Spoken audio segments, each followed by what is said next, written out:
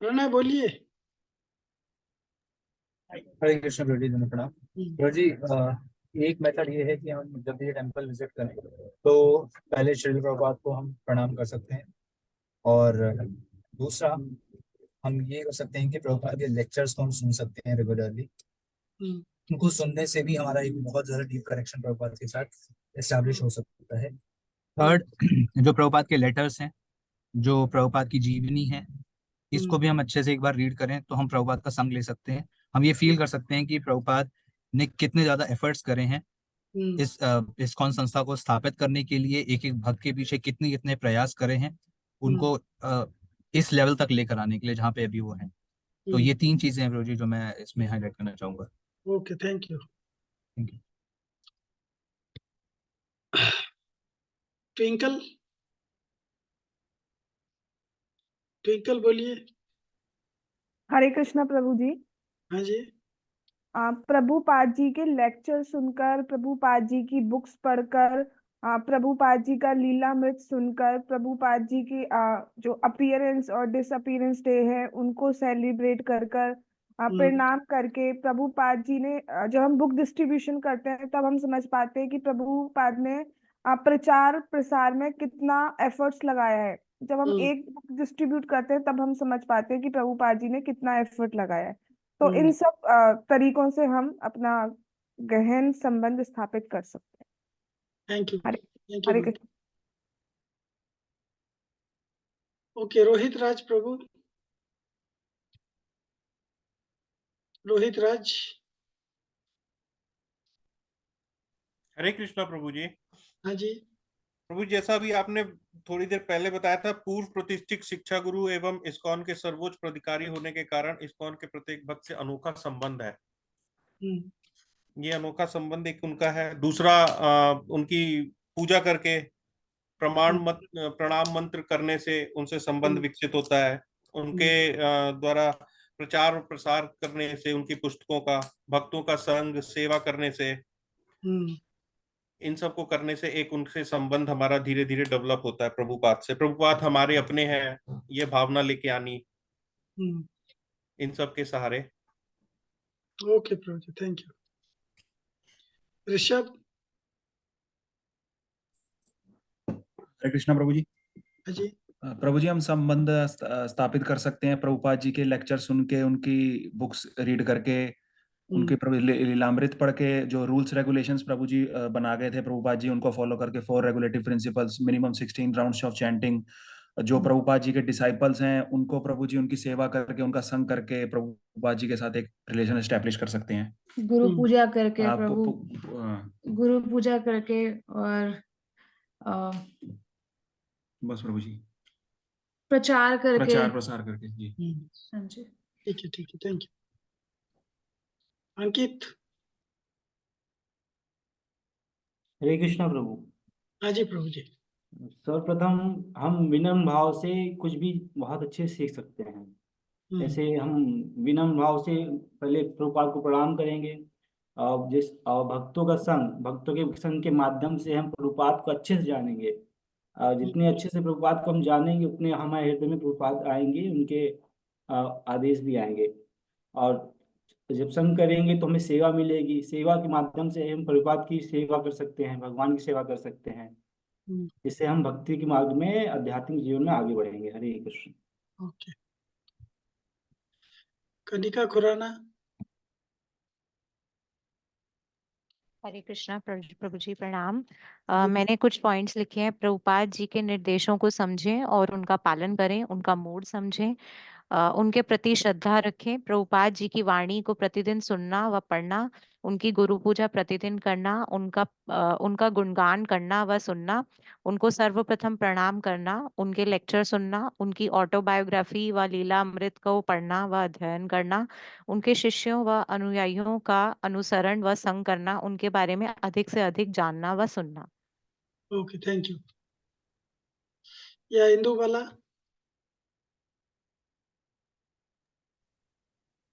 हरे कृष्णा प्रभु जी। हाँ जी। प्रभु जी, प्रभुपाद जी का रोज प्रणाम मंत्र बोलना चाहिए, प्रभुपाद जी का प्रतिदिन लेक्चर सुनना चाहिए, प्रभुपाद जी की लीला अमृत बुक को पढ़ना चाहिए और बुक्स को ये जो बुक्स को डिस्ट्रीब्यूट करना चाहिए, भक्तों का संग करना चाहिए और केवल कृष्ण को भोग।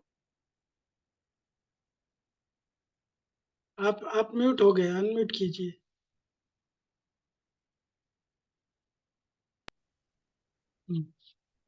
बोलिए बोलिए बोलिए, अनम्यूट हो गए अभी। हाँ जी प्रभु जी। प्रभु जी, प्रभुपाद जी का रोज प्रणाम मंत्र बोलना चाहिए। प्रभुपाद जी का रोज लेक्चर सुनना चाहिए। प्रभुपाद जी के लीलामृत को पढ़ना चाहिए। भक्तों का संग करना चाहिए, हरि नाम कीर्तन करके और 16 माला करके और केवल कृष्ण को भोग लगा हुआ ही प्रसाद ग्रहण करके। Okay, thank you.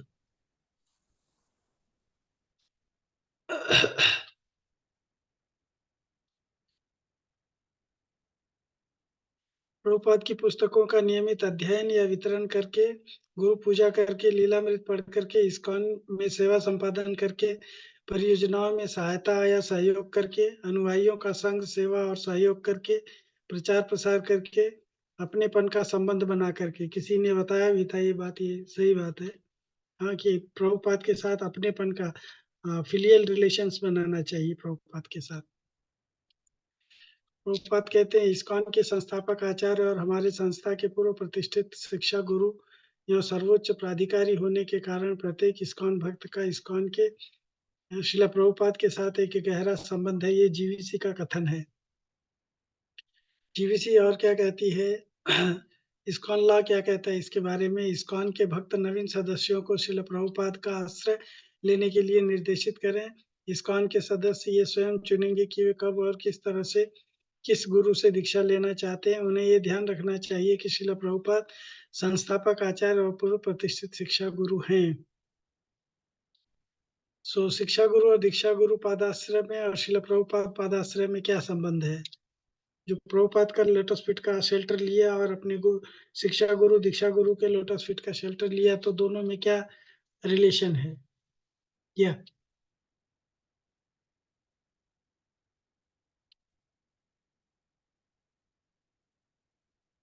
या रोहित राज जी? रोहित राज। हरे कृष्णा प्रभु जी। हाँ जी। दोनों एक ही बात नहीं है प्रभु जी? वही संबंध क्या है, रिलेशन क्या है? दोनों एक ही बात है, कैसे बताइए ना। मतलब जो दीक्षा गुरु हैं और जो शिक्षा गुरु हैं, दोनों प्रभुपाद की ही शेल्टर लिए हुए हैं। दोनों प्रभुपाद का शेल्टर लिए हुए हैं। शेल्टर लिए हुए हैं, हाँ, दोनों प्रभुपाद अगर की। हम उनका शेल्टर लेंगे तो मतलब वो इनडायरेक्टली प्रभुपाद का शेल्टर हो गया। हाँ जी प्रभु जी, बिल्कुल। जैसे A इक्वल टू बी और B इक्वल टू सी, तो A इक्वल टू सी। बिल्कुल प्रभु जी। जी प्रभु जी, दोनों Yes. का उद्देश्य भगवत सेवा, कृष्ण प्रेम, हाँ। हमारा उद्धार और समाज में आध्यात्मिक मृत्यु ना होना, दोनों का उद्देश्य एक ही रहता है, जो प्रभुपाद का उद्देश्य है। Okay, thank you. कोई और बोलना चाहेंगे? Anybody else? ठीक है। दीक्षा शिक्षा गुरु पादाश्रय और शिला प्रभुपाद पादाश्रय से अभिन्न है, क्योंकि दीक्षा गुरु शिक्षा गुरु का मिशन और प्रभुपाद का मिशन और मूड एक ही है। दोनों की गतिविधियां समान उद्देश्य की प्राप्ति के लिए हैं। दोनों के लक्ष्य एक ही हैं, भगवत सेवा और कृष्ण प्रेम प्राप्ति। दोनों की परियोजनाओं का उद्देश्य भी एक ही है। दोनों इस्कॉन के ही अंतर्गत है, इसलिए दोनों की जो प्रोजेक्ट्स हैं वो भी सेम ही हैं। अपने आध्यात्मिक जीवन के आरंभ से यदि भक्त शिला प्रभुपाद के साथ गहरा संबंध बनाते हैं, तो इसका इस्कॉन को क्या लाभ हो सकता है? यस। अगर डिवोटीज इस्कॉन के साथ प्रभुपाद के साथ गहरा संबंध बनाते हैं, तो एज ए होल इस्कॉन को क्या लाभ हो सकता है? जी, रोहित राज ही हाथ उठा रहे हैं बार बार, बाकी कोई हाथ नहीं उठा रहे हैं, क्या बात है? या रोहित राज जी बताइए। प्रभु जी, भक्तों की संख्या बढ़ेगी, वैष्णव बनेंगे। Very good. और क्या होगा? जनजीवन की आध्यात्मिक मृत्यु वो रुकेगी। हाँ जी, और क्या होगा? एस्कॉन के जितने भक्त बनेंगे मंदिर बढ़ेंगे प्रभु जी, संख्या बढ़ेगी मंदिरों की। हाँ, मोर मोर फंड्स आएंगे। हाँ, आय बढ़ेगी, बिल्कुल प्रभु जी, आय बढ़ेगी, हम्म, ज्यादा पुस्तकों का वितरण होगा। हाँ, ज्यादा फिर पुस्तक प्रभुपाद का जो छपाएंगे। मिशन है, कोई भूखा ना सोए, उसको हम पूरा कर सकते हैं। हाँ। ज्यादा प्रसादम वितरित होगा। हम्म, और क्या होगा? और भक्तों की संख्या बढ़ेगी। भक्तों की संख्या मूल है। अच्छा। और जब भक्तों की संख्या बढ़ेगी तो फंड बढ़ेगा, प्रोजेक्ट्स बढ़ेंगे, हाँ, एक ही बात है प्रभु जी। प्रचार बढ़ेगा, जी। राइट? समाज को टोटल फायदा होगा। हम्म। ओके। रेखा, रेखा जी, रेखा चित्रा। हरे कृष्णा प्रभु जी, प्रणाम प्रभु जी। जी। आध्यात्मिक जीवन के आरंभ से यदि भक्त शील प्रभुपाद के साथ संबंध बनाते हैं तो भक्तों की संख्या बढ़ेगी, इसके मंदिर बनेंगे और फॉलोवर्स भी बढ़ेंगे, इस्कॉन के प्रचार आंदोलन गति पकड़ेगा और हाँ। सबकी आध्यात्मिक प्रगति होगी। और जन्म मृत्यु जरा व्याधि जो चार ये जो मूल जो ये है भौतिक जगत के, कि हम इन जन्म मृत्यु जरा व्याधि में फंसे हुए हैं, तो सबका ही कल्याण होगा, पूरे विश्व का कल्याण होगा। हम्म, और चैतन्य महाप्रभु का जो मूवमेंट है कि हरि नाम संकीर्तन हर एक के पास होना चाहिए, हरि नाम का प्रचार ज्यादा से ज्यादा होगा और सबसे बड़ी बात कि भक्तों की संख्या बढ़ेगी। थैंक यू, थैंक यू माता जी।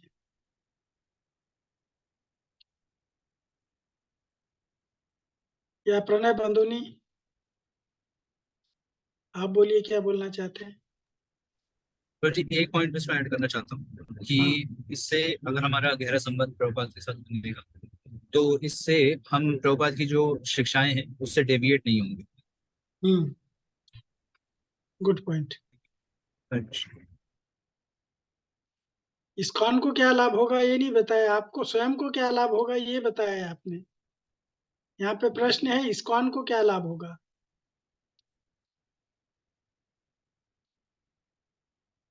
Did you understand the question? या इंदु बालाजी? हरे कृष्णा प्रभु जी। प्रभु जी, एस्कॉन को ये लाभ होगा कि हम जैसे ज्यादा भक्त बनेंगे तो बुक्स भी ज्यादा डिस्ट्रीब्यूट होंगी और हमारा क्या कहते हैं फंड भी ज्यादा आएगा, और फंड ज्यादा आने से हम एस्कॉन और अच्छे अच्छे और भी ज्यादा भक्तों को जोड़ सकेगा और प्रसाद डिस्ट्रीब्यूट कर सकेगा। क्योंकि जब ज्यादा फंड पैसा रहेगा तभी हम पैसे से ही सब कुछ आगे कर सकते हैं। यस माता जी, थैंक यू, गुड पॉइंट।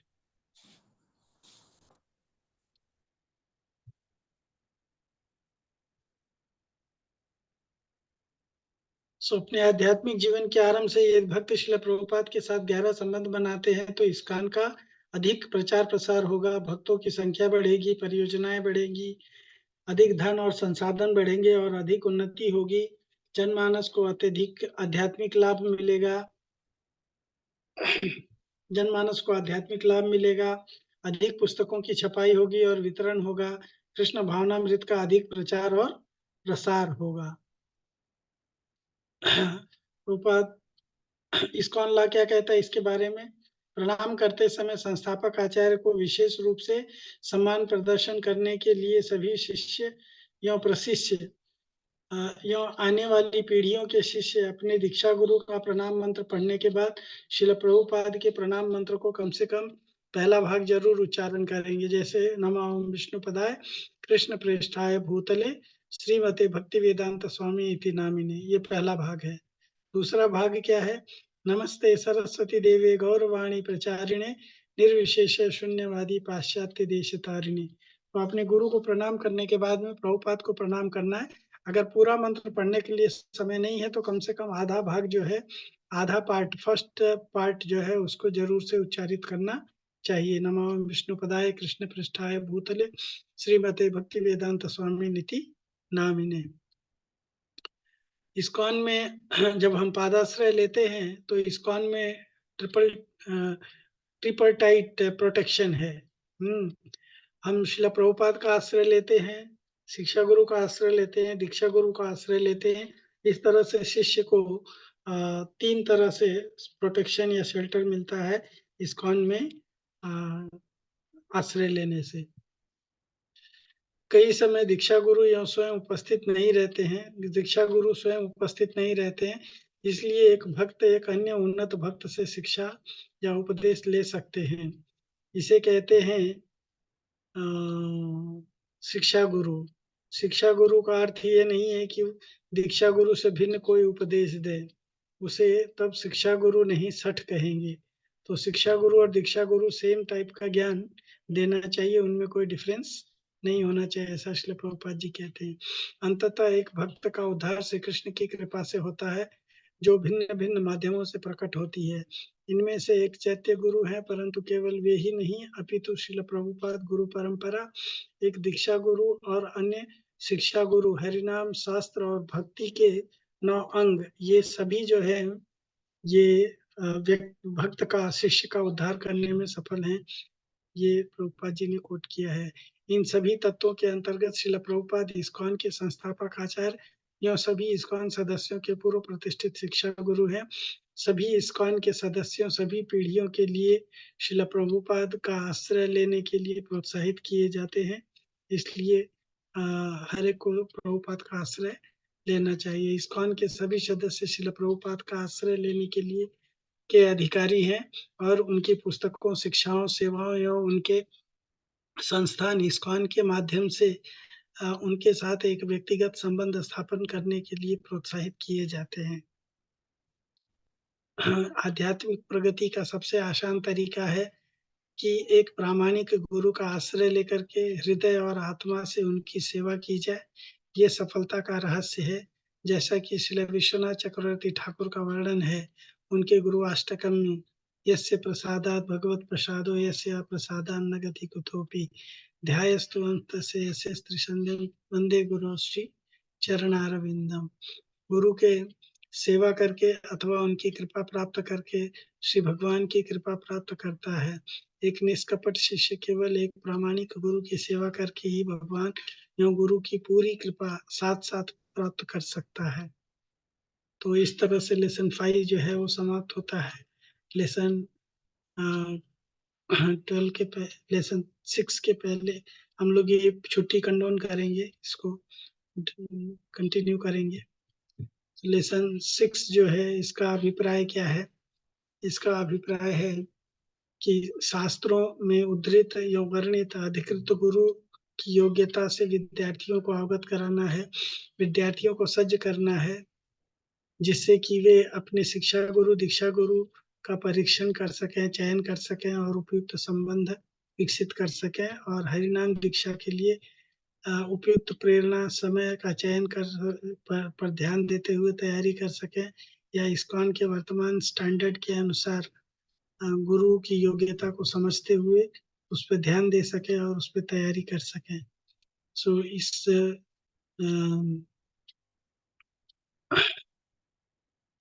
इसका ऑब्जेक्टिव है, इस प्रस्तुति के उपरांत विद्यार्थी मानक ग्रंथों के अनुसार अधिकृत गुरु के सामान्य योग्यताओं का वर्णन कर सकते हैं और कनिष्ठ अधिकारी, मध्यम अधिकारी, उत्तम अधिकारी, वैष्णव, साधन सिद्ध, नित्य सिद्ध और महाभागवत वैष्णव वर्णाश्रम में स्थिति के संबंध में गुरु बनने की योग्यता की व्याख्या कर सकते हैं। फिर वर्तमान इस्कॉन मानक के अनुसार, स्टैंडर्ड के अनुसार गुरु की विशेष योग्यता की व्याख्या कर सकते हैं। अपेक्षित शिक्षा शिष्य द्वारा शिक्षा दीक्षा गुरु के परीक्षण करने की जिम्मेदारी की व्याख्या कर सकते हैं। अपने शिक्षा दीक्षा गुरु के चयन में इस्कॉन के गुरु अधिकरण की प्रक्रिया का उपयोग कर सकते हैं। शिक्षा दीक्षा गुरु के चयन में योग्य और अयोग्य तौर तरीकों के व्याख्या कर सकते हैं और श्रील प्रभुपाद और बृहत गौड़ीय वैष्णव परंपरा से योग्य संदर्भों को प्रस्तुत कर सकते हैं। सो एक गुरु में हम क्या खोजते हैं? प्रामाणिक गुरु में हम क्या खोजते हैं? यस, हम किसी को अगर अपना गुरु बनाना चाहते हैं तो हम उनके अंदर क्या ढूंढते हैं?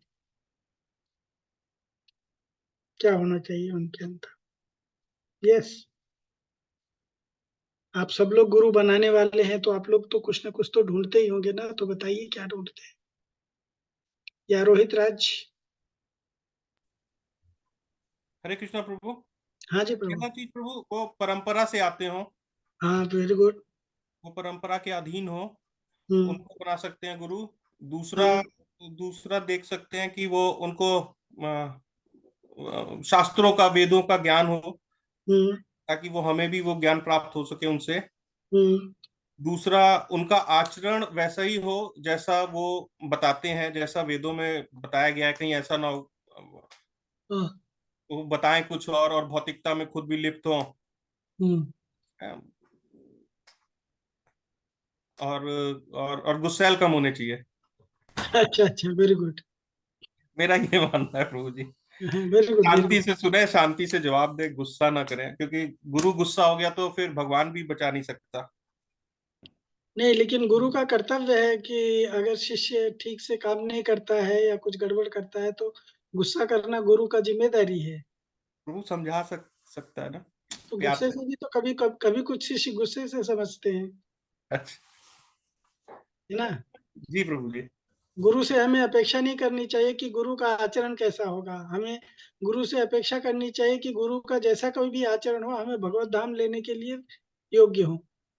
ठीक प्रभु जी। हम्म, जी प्रभु जी। या हरे कृष्णा। गोराचांद। हरे कृष्ण प्रभु जी। हाँ जी, प्रभु। गुरु को परंपरा में होना चाहिए। जैसे एकदम हमको गुरु हमको भगवान से मुलाकात करा सके, तो गुरु परंपरा में होना चाहिए। गुरु का आचरण एवं गुरु का सिद्धांत शास्त्र के साथ मिलना चाहिए। गुरु, शास्त्र और आपका वैष्णव का, तीनों को जो मिलाकर गुरु का लेक्चर होना चाहिए। और गुरु जो आप हमको शिक्षा दे रहे हैं, और गुरु उनको खुद से पालन करने नहीं कर रहे, उनको ध्यान रखना है। और गुरु बनाने से पहले पहले उनके साथ बहुत बार मिले, उनके साथ वार्तालाप करें, उनको प्रवचन सुने, और सही सब सारी चीज आते हैं। Okay, thank you. Okay, Hare Krishna. अंकित। हरे कृष्णा प्रभु। हाँ जी, प्रभु। हाँ, प्रामाणिक गुरु एक प्रामाणिक गुरु हमेशा गुरु परंपरा, जैसे भगवान ने बताया है, जो ज्ञान दिया है गुरु परंपरा के माध्यम से आ रहा है, तो उसको एक तो एकदम डिक्टो बताएं। और दूसरा, वो शास्त्र अनुसार ही बातें कहें, वैदिक शास्त्र जो कहें वो गुरु का ही आदेश हो, गुरु से अनुसार बताएं। और आचरण जो होता है, आचरण यद यद आचरति श्रेष्ठ, जैसे जैसे गुरु आचरण करेंगे वैसे हम भी आचरण करेंगे। और प्रमाण गुरु ही जो होंगे इस्कॉन के, वो प्रभुपाद की ही वाणी को बताएंगे, उसी को हम फॉलो करेंगे। ओके, ठीक है प्रभु। हरे कृष्ण। इंदु बाला। इंदु बाला जी। हाँ जी प्रभु जी। हाँ जी, प्रभु जी, बोलिए। जो गुरु अपने शिष्य को भक्ति में लगाए हम्म, और जो अपने मतलब जो हमें क्या कहते हैं भौतिक जगत से छुड़ाकर आध्यात्मिक जगत में ले जाए, हम्म, जो गुरु परंपरा और शास्त्रों का कड़ाई से पालन करे, हम्म, और गुरु को शास्त्र मतलब गुरु को शास्त्रों का ज्ञाता भी होने चाहिए, हम्म, और गुरु को कृष्ण भक्त होना चाहिए, हम्म, और गुरु को आत्म संयमी होना चाहिए। Very good point, thank you, good points. Okay, Rajat Kesharwani.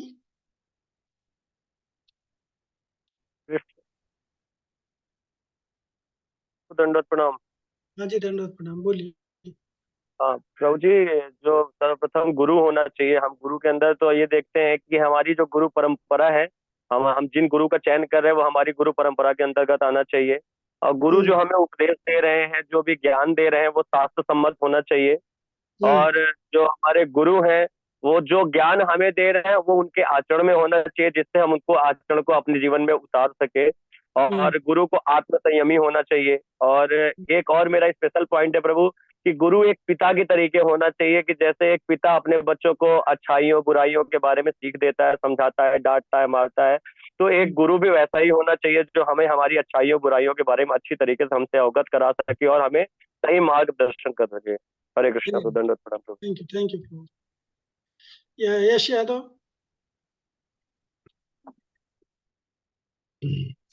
हरे कृष्णा। हाँ जी। तो जो गुरु जो है वो प्रामाणिक परंपरा में होना चाहिए, और जो है गुरु जो है वो साधु और शास्त्र, जो शास्त्र कहते हैं उसके अनुसार कहना चाहिए, गुरु साधु शास्त्र उसके अनुसार कहना चाहिए। और गुरु जो है वो निष्काम सेवा को बल देना चाहिए, भगवान के साथ संबंध स्थापित करने में निष्काम सेवा को बल देना चाहिए। और गुरु जो है आत्मसंयमी होना चाहिए। और गुरु जो कहता है वो चीजें उसके खुद के आचरण में होना चाहिए। और एक प्रामाणिक गुरु की कथनी और करनी दोनों एक होनी चाहिए। ओके।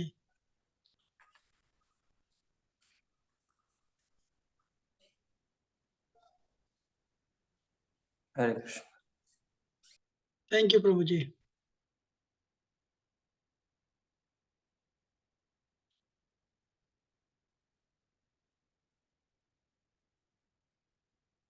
या पूजा राठौर माता जी। हरे कृष्णा प्रभु जी, प्रणाम। हाँ जी, प्रभु जी, सबसे पहले तो गुरु परंपरा से आने वाले होने चाहिए और वे हमें उनको शास्त्रों और वेदों का पूर्ण ज्ञान होना चाहिए और उनकी जो वाणी और आचरण है वो समभाव रखते हुए होनी चाहिए, कथनी और करनी समान भाव से होनी चाहिए और वे हमें हमेशा सही और गलत दोनों ही बताए, ऐसे हम गुरु चाहते हैं।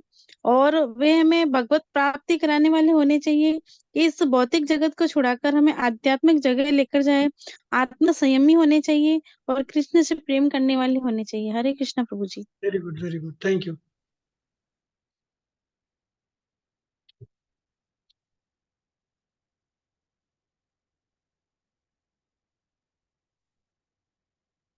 तो गुरु शास्त्र अनुमोदित और प्रामाणिक परंपरा से संबंधित होना चाहिए, शास्त्र अनुगत तथ्य और युक्ति प्रदर्शन में पारंगत होना चाहिए, इंद्रिय निग्रही और तमाम वेगों को सहन करने वाला होना चाहिए, वाचो बेगम, मनसा क्रोध बेगम, जिह्वा बेगम, उदर उपस्थ बेगम, ये सब वेगों को कृष्ण तत्ववेता होना चाहिए। यही कृष्ण तत्ववेता सामाजिकता से परे होना चाहिए, यानी जाति पाति से ऊपर होना चाहिए, सामाजिकता से परे होना चाहिए, गुणवान और शीलवान और आचारवान होना चाहिए, जो बोले उसी के अनुसार स्वयं आचरण करने वाला भी होना चाहिए, उसको आचारवान कहा जाता है।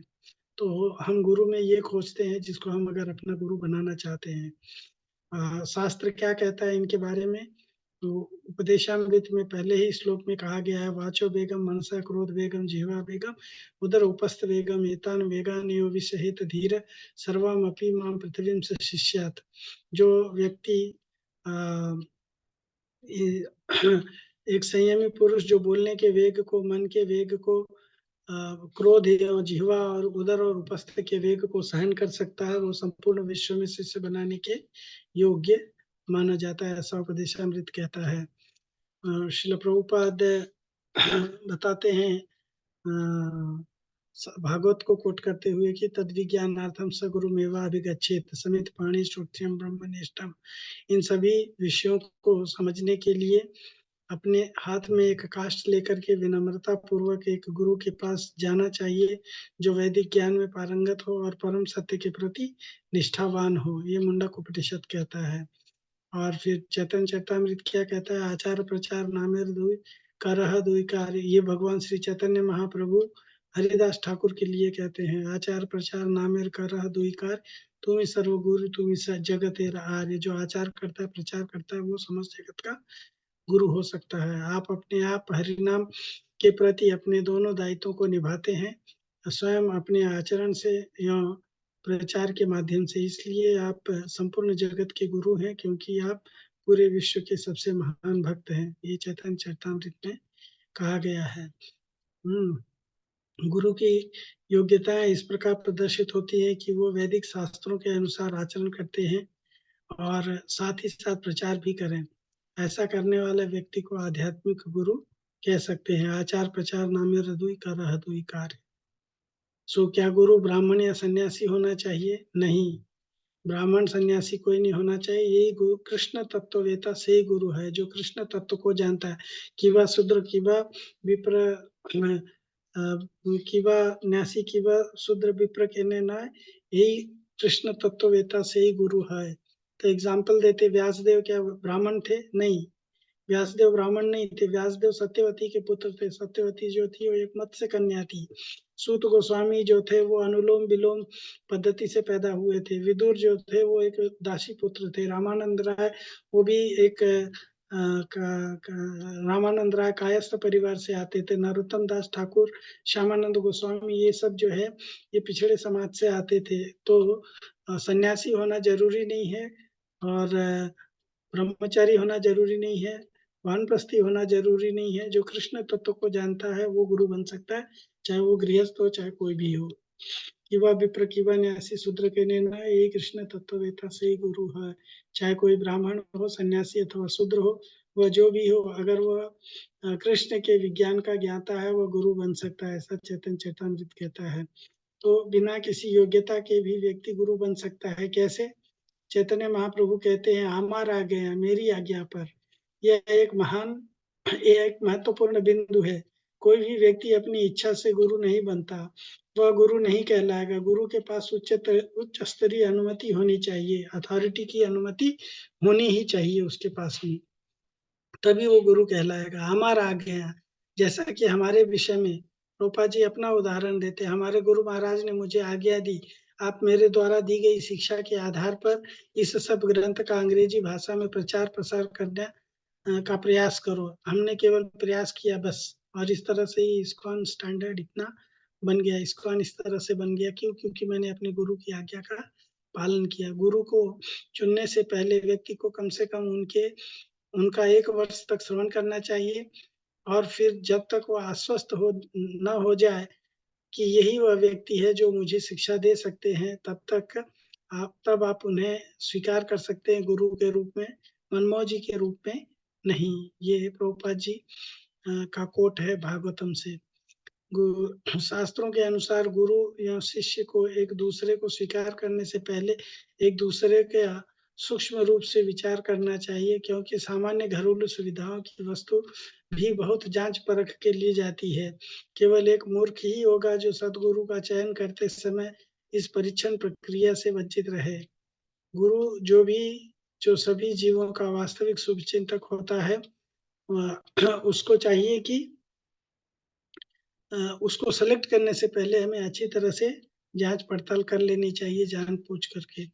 तो विषय यह है कि किसी को भी स्वयं को गुरु त्याग की स्थिति तक नहीं लाना चाहिए। अगर कोई विवेकपूर्ण हो तो इस स्थिति से बच सकता है। इस्कॉन लॉ क्या कहता है इसके बारे में? इस्कॉन लॉ कहता है, दीक्षा के लिए इच्छुक भक्तों को यह व्यक्तिगत दायित्व है कि वे अपनी बुद्धि के अभ्यास से अपना गुरु चुने। एक भक्त को एक गुरु से तभी दीक्षा स्वीकार करनी चाहिए जब उसे गुरु की इस योग्यता पर सुदृढ़ या पूर्ण विश्वास हो चुका है कि वे उसे भगवत धाम वापस ले जा सकते हैं। एक भक्त के आध्यात्मिक विकास को मापने के लिए साधु शास्त्र और गुरु ही प्रामाणिक मानक के रूप में बताए गए हैं। इस्कॉन में गुरु बनने की उपाधि प्राप्त करने से यह अर्थ होता है कि अगर इस्कॉन में कोई गुरु बनना चाहता है या बन गया है तो उसका अर्थ यह है कि उसने इस्कॉन में जो प्रमाणीकरण प्रक्रिया है या जो एग्जाम है उसको सफलतापूर्वक पूरा कर लिया।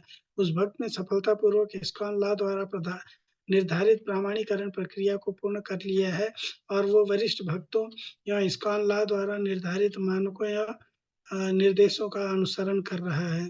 फिर भी यह प्रमाण के रूप में गुरु के भगवत साक्षात्कार का मानक नहीं है और यह दीक्षा इच्छुक भक्त के बुद्धिमान भेदभाव को प्रस्थापित नहीं करता है।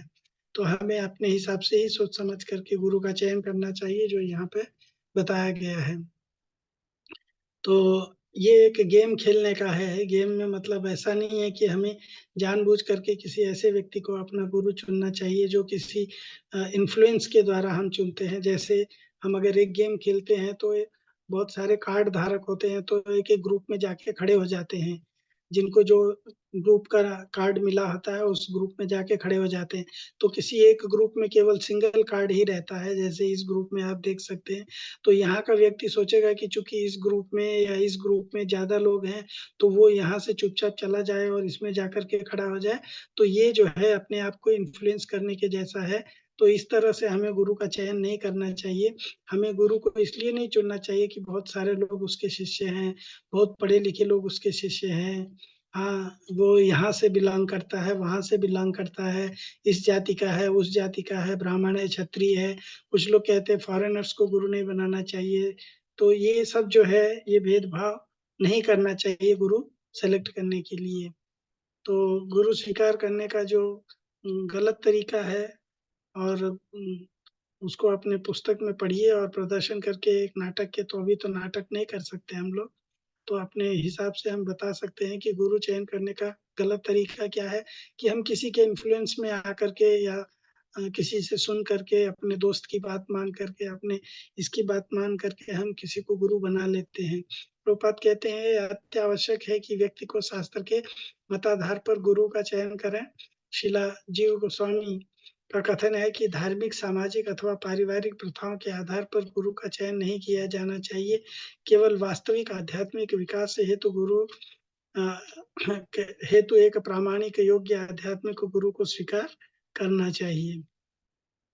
आपको गुरु की लंबी चौड़ी परिभाषा जानने का आवश्यकता नहीं है। वैदिक ज्ञान के अनुसार तद विज्ञानार्थम, अगर आपको आध्यात्मिक जीवन के विज्ञान को समझना है, तद विज्ञानार्थम सगुरुमेव अभिगच्छेत। मुंडक उपनिषद कहता है आप गुरु के पास जाएं, और गुरु कौन है? भगवान का एक आज्ञाकारी सेवक। कितना साधारण है। तो इस तरह से हमको गुरु को स्वीकार करना चाहिए। तो इस तरह से लेसन 6 का भी चर्चा हम समाप्त करते हैं। लेसन 7 हम कल पढ़ेंगे। तब तक के लिए आपका बहुत बहुत धन्यवाद। हरे कृष्णा। किसी को कोई प्रश्न है तो आप पूछ सकते हैं। हरे कृष्णा। यस जी, विष्णु तिवारी जी, क्या प्रश्न है आपके? बोलिए। प्रभु जी, जैसे मुझे पूछना था कि जैसे जो अपने दीक्षा गुरु रहते हैं, तो हम शिक्षा गुरु से हम दीक्षा क्यों नहीं ले सकते? शिक्षा जैसे दीक्षा गुरु से तो एक ही बार मिलते हैं, और आप अपने दीक्षा ले सकते मन हैं, में लेकिन अगर वो इस्कॉन के अंतर्गत हैं, तो इस्कॉन में गुरु बनने के लिए अथॉरिटी जो है, बनाने का अथॉरिटी जो है, वो जीबीसी है। तो अगर उनको जीबीसी से अनुशंसा प्राप्त है, तो आप उनसे दीक्षा ले सकते हैं।